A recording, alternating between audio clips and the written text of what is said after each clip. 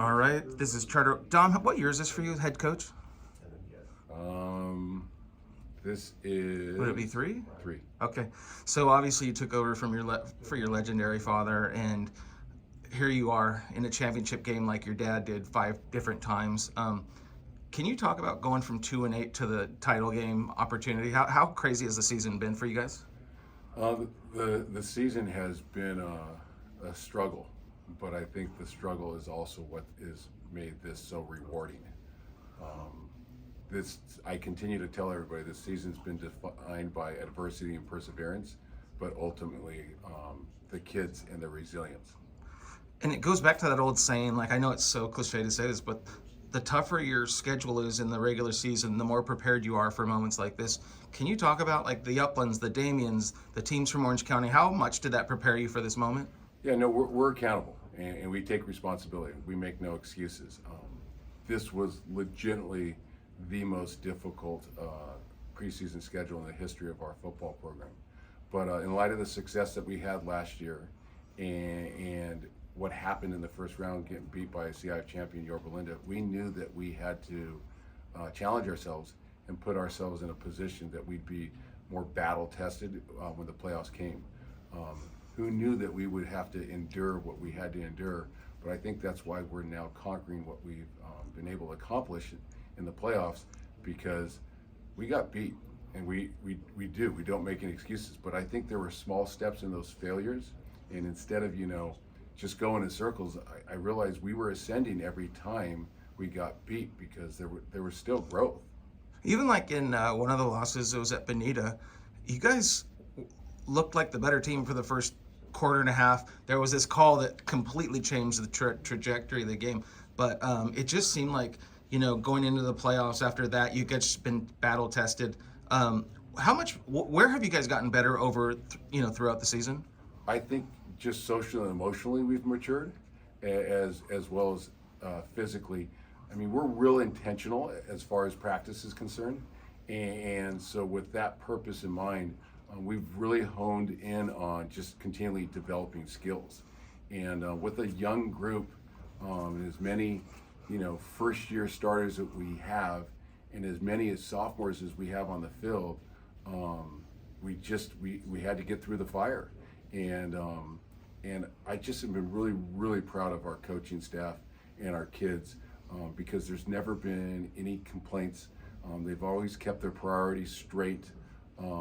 And I think because, like we say, the main thing is to keep the main thing the main thing, we took the long view on perspective, and here we are. So can you talk about the maturity of your young quarterback over the season? Yeah, no, he's a warrior and a competitor, and his work ethic is tireless.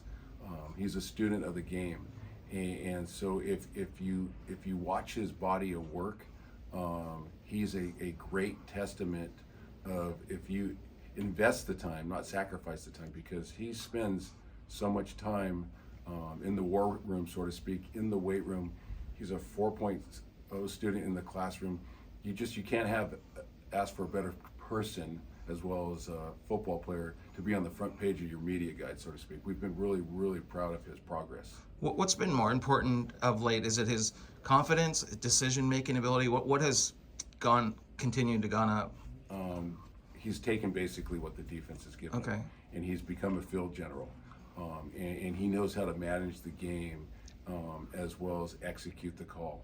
But you've seen of late, he's throwing receivers open, he's throwing away from defenders, he's done real well as far as read progression and so forth. We empower our quarterbacks. We give them a certain amount of autonomy, and so he's taken ownership of the offense, and he's in charge. And when you see him poised like he was on Friday night, he's special. I mean, I don't even know what was more impressive, the fact that he's 15 of 18, 3 touchdowns or no picks, because he's had some struggles with interceptions this year, and somehow here he is, comfortable enough, confident enough to get the job done. So based on what you know about your opponent, Drupa Hills, what's key based on what they do well in beating them on Friday night? They're like us. I mean, they went through the gauntlet with their regular season schedule, so we know that they've had to compete against some excellent football teams and been tested. They're sound in their scheme on both sides of the ball and their philosophies. The attention to detail, they manage the game well, and they play good football overall and are solid on both sides of the football. So obviously it's the just the same thing.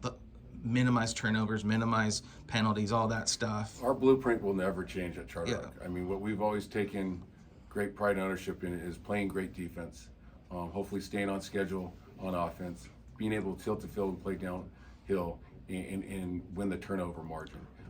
We've got to convert in the red zone every opportunity we get, but we just do not want to put our defense in a bad position because our defense is tenacious. These kids are playing for each other and this brotherhood and this tradition, and so we're going to hang our hat on what our kids have become, and that's mentally and physically tough. Okay, so last question. It almost seems, I don't know if always is the right word, but when a team makes a run like this, yes, they might have some stars that are sophomores and juniors, but there always tends to be a couple key seniors, whether it's stat-wise, leadership-wise, they just make plays when plays need to be made. Is there anybody you'd want to mention in terms of just, man, these senior guys just did so much to get us here? Our rock and our glue of the entire year had been and still is Hector Jimenez. Unfortunately, he had a season-ending injury in the Bonita game. But when you talk about the heart and soul of our team, the kid is just been a blessing. You talk about Andrew Avila and Curtis Taylor. There's a core group of kids. Michael Morones, Matthew Sapien Perez. I mean, I can give you names of kids that they've been 4-year players for us. They've waited their time and their turn. We have somebody that didn't even play it down for us this year because he had a season-ending injury last spring, Logan Sherry. But they show up to work every day. They put their hard hat on. They're accountable. They keep everybody else accountable, and they've been model football players as well as model citizens, just to kind of teach our young ones the Charter Oak way, so to speak.